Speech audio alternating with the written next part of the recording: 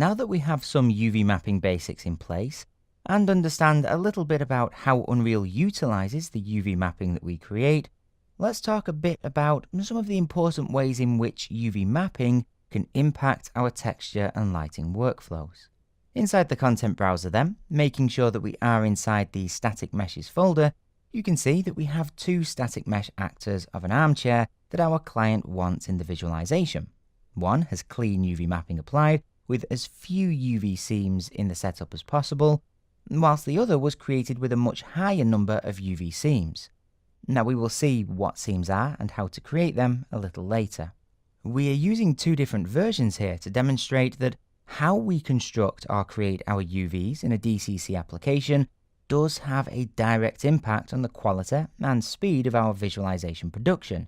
This being true for any type of static mesh we may be using, be that for furniture, walls, or even entire buildings. Let's take a look at the UVs by double-clicking each of the static meshes in turn, and then docking the mesh viewer windows that open as tabs in the Unreal UI.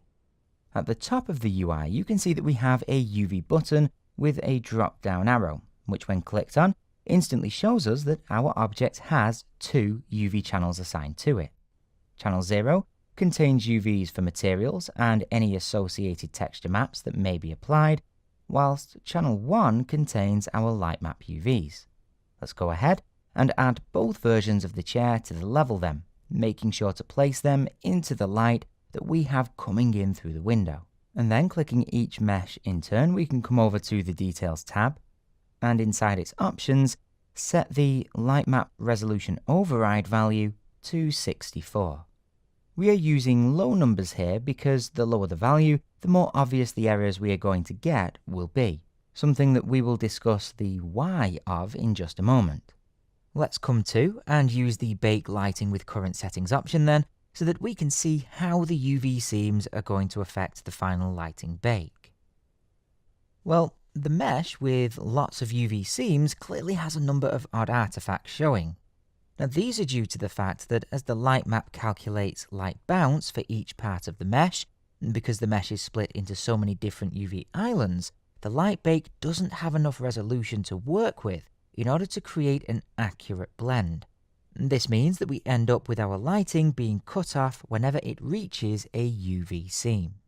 To fix this as things stand, we would need to increase both our padding between UV islands and our light map resolutions by quite a bit.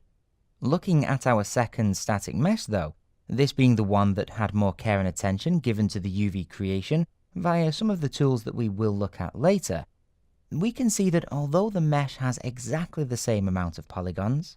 and the same light map resolution, the quality of the light bake it has produced is vastly superior, hopefully making the connection clear in that if we create good quality UV mapping, we can actually save memory and computation time in a light bake because we won't need to use really high light map resolutions. This in turn can mean that our visualizations can have more objects or better quality textures in them, or a blend of both. The benefits that come from making sure that our UV mapping is done correctly then mean that it is well worth taking any extra time that may be required in order to do so.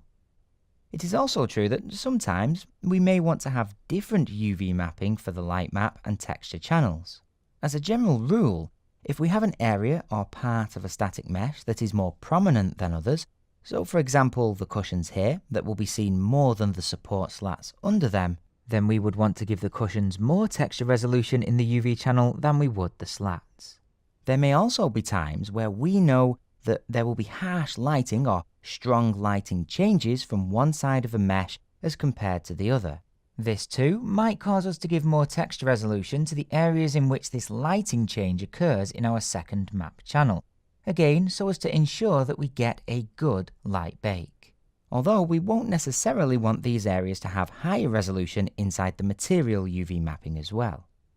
Every scene or level is of course different, and so these types of decisions are ones that we are going to have to learn to make for ourselves if we want to get good results in our visualizations, that is.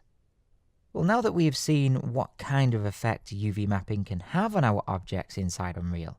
time to take a look at some of the tools inside a few popular DCC applications and discuss how we might go about using them.